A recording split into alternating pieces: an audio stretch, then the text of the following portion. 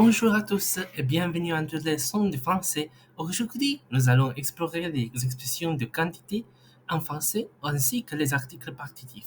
C'est une partie essentielle de la langue qui vous aidera à parler de quantité de manière précise. Allons-y. Commençons par les expressions de quantité. En français, il existe plusieurs façons d'exprimer des quantités, qu'elles soient précises ou imprécises. Voici quelques-unes des expressions les plus courantes. Beaucoup de, beaucoup de signifie a lot of ou many. Par exemple, j'ai beaucoup de travail. I have a lot of work. Il y a beaucoup de livres sur la table. There are many books on the table. Je veux un peu de sucre dans mon café. I want a little sugar in my coffee. Elle a un peu de temps libre aujourd'hui. She has a little free time today. Assez de, which means enough. Il y a assez de chaises pour tout le monde. There are enough chairs for everyone. Nous avons assez de nourriture pour la fête. We have enough food for the party. Lastly, we have trop de. Trop de signifie too much ou too many of. Il y a trop de bruit ici. There is too much noise here. Elle a trop de devoirs ce soir. She has too much homework tonight. Voici quelques phrases utilisant ces expressions de quantité. La première, c'est beaucoup de. Il y a beaucoup de gens au concert.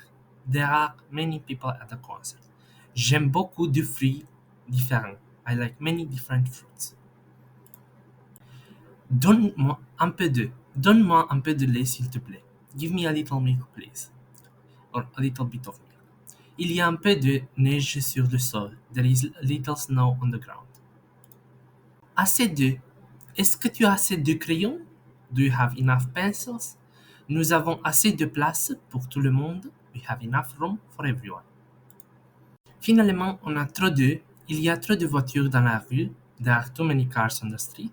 Elle mange trop de bonbons. She eats too many candies. Une partie importante de la langue française, ce sont les articles partitifs. Ils sont utilisés pour indiquer une quantité indéterminée d'un objet non comptable. Ils sont particulièrement utiles lorsque nous parlons de nourriture, de boissons, d'autres substances qui ne peuvent pas être comptées individuellement. Alors, les formes des articles partitifs sont du, de la, de le et des. Allons voir quelques exemples. Du, c'est utilisé avec des noms masculins singuliers qui commencent par une consonne. Pour exemple, pain, le pain. Je veux du pain. I want some bread. De là, c'est utilisé avec des noms féminins singuliers qui commencent par une consonne. Elle mange de la soupe. She eats some soup. De le, utilisé avec des noms singuliers qui commencent par une voyelle ou un H muet, peu importe le genre. Il boit de l'eau. He drinks some water. Des, utilisé avec des noms pluriels, peu importe le genre. Je mange des fruits. I eat some fruits. Pour bien maîtriser les expressions de quantité et les articles partitifs, voici quelques conseils. Pratiquez régulièrement, utilisez ces expressions et articles dans vos conversations quotidiennes. Vous pouvez écrire dans la section commentaires un exemple avec les articles partitifs et avec une expression de quantité de votre choix. Vous devez lisser en français, noter comment les auteurs utilisent les expressions de quantité et les articles partitifs, et finalement écouter attentivement, regarder des films, des séries et écouter des podcasts en français pour entendre l'usage naturel de ces expressions.